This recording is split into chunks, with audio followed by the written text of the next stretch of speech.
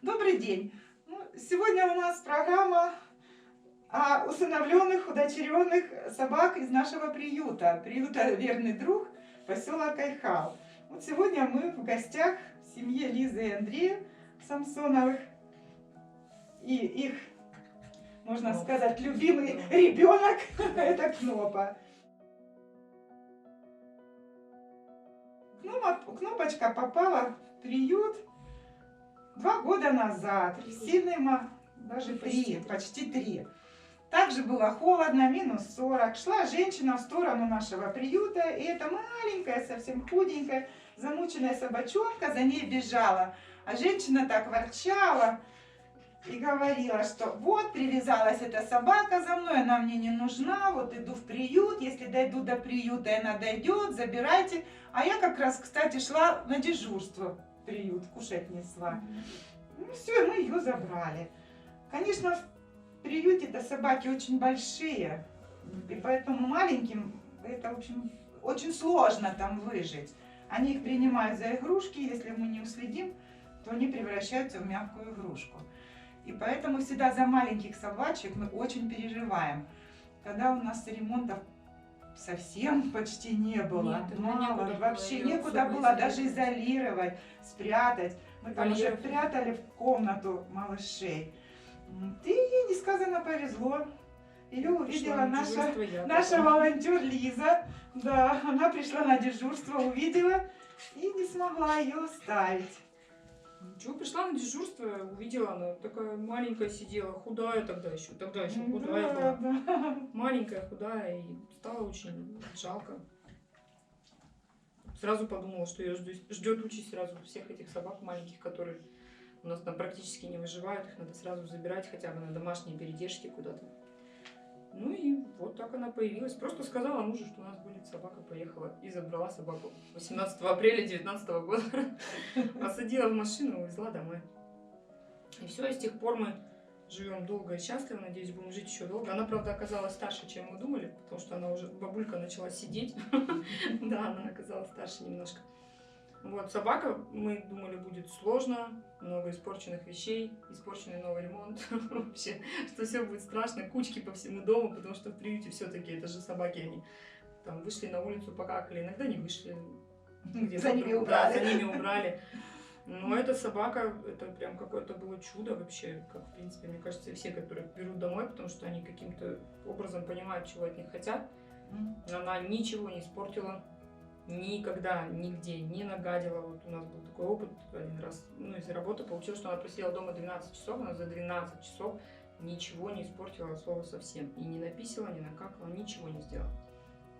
Поэтому вот только радуемся. Когда уезжали в отпуск, оставляли там у родителей, у друзей вместе с кошкой. С кошкой мы думали, с кошкой никто не подружится, вот подружилась даже с кошкой. У нас сложная кошка. Кто ее знает, те знают, это сложное животное. Поэтому, как бы, нет, доброе все, очень доброе и к деткам, и ко всем. Всех любит, всех встречает, всех обожает. Добрая, позитивная, да, не унывающая вообще абсолютно собака.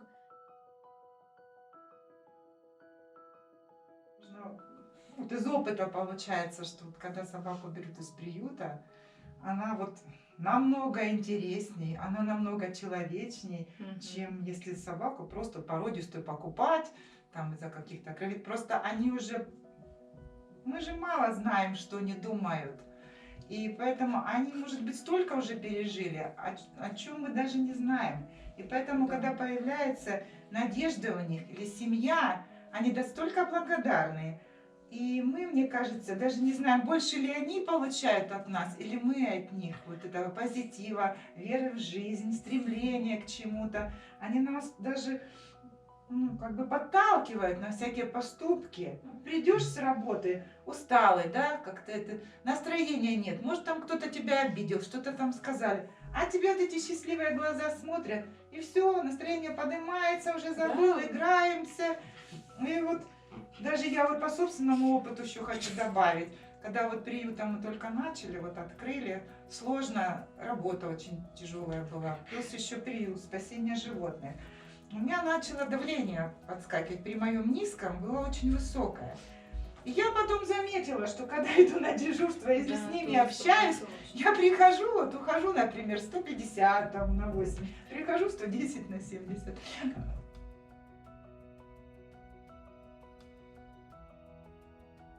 Лиза, ну расскажи, пожалуйста, как она у тебя кушает, что она больше любит, За троих она кушает. Если ее не остановить, то кушает она за как троих. детдомовский ребенок, На да? самом деле меры нет абсолютно. Она всегда думает, что ей не хватит. И если приходят, вот даже вы сейчас зашли, она сразу побежала к своей тарелке проверить, вдруг там что-то осталось, это надо доесть, чтобы, не дай бог, кто пришел, на это не покусился, хотя еды всегда готова, или кошка не интересуется абсолютно ее едой. Вот, кормим мы ее действительно. Кормим мы ее мясом. Ну, короче, видотипичное питание у нас. Это сырое мяско, овощи, яичко. Ну, иногда мы грешим сухим кормом, чтобы она, ну, не иногда, вот я ей даю, чтобы она что-то грызла хотя бы.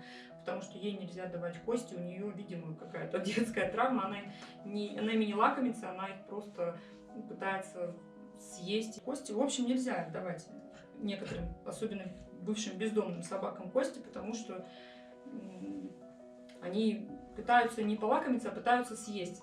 Иди сюда. Вот, поэтому мы на видотипичном питании, поэтому шерстка блестит, здоровье Да, красивая, хорошее. красивая. И собака это зверь, который должен есть мясо, и она вот ест сырое мясо. Но она сначала не могла понять, зачем. Она была таким пацифистом. Она смотрела на это мясо и так, типа, это же кто-то мертвенький. Ну, ей прям было дико это есть сырое мясо, но сейчас уже давно вот нормально.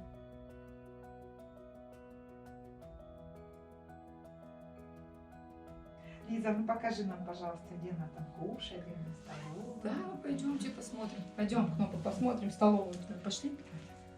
Сейчас. Вот наша столовая. Водичка всегда присутствует. Да, водичка, да, вода одна на двоих, потому что кошка отказалась. Ну вот так. Кушаем здесь. Вот, кошка отказалась с ней, ну, себе завести отдельную воду и почему-то перешла на собачью. Вот наша еда.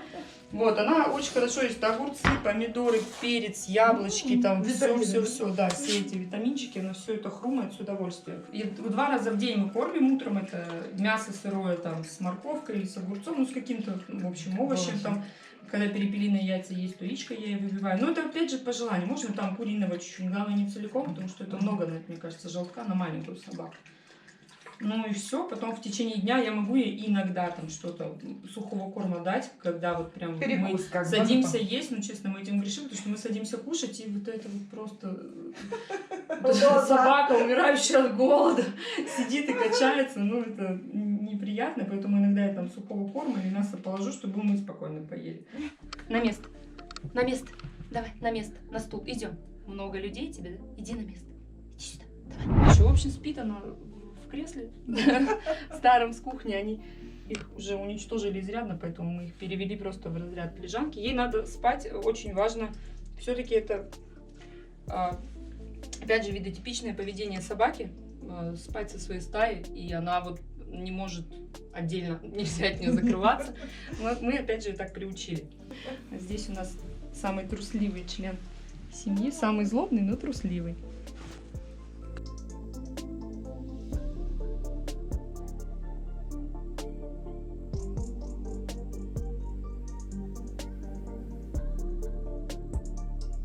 Раз в день гуляете вы?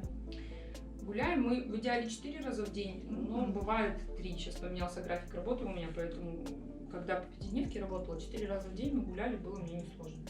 А сейчас по 3, когда есть возможность, выходные по 4, это утром, потом в обед, после работы и на ночь. Ну, вообще гулять она любит, она всегда бежит с удовольствием. Андрей гуляет с ней без поводка, без всего, потому что там дисциплина жесткая, я не знаю почему. Ее никто не бьет, никто не ругает, но там дисциплина, там хватает одного взгляда, чтобы собака была просто образцово-показательной. А мне можно сесть на шею, вот так вот, или лечь, и все. В общем, я с ней стараюсь гулять на шлейке, потому что, ну, я боюсь, во-первых, собак же все-таки, ну, Да, большие. она маленькая. Она очень дружелюбная, да, и она начинает бежать к этим собакам большим, начинает с ними дружить. Нас так один раз уже потрепали. Поэтому я гуляю на шлейке, и как бы контроль какой-то должен быть.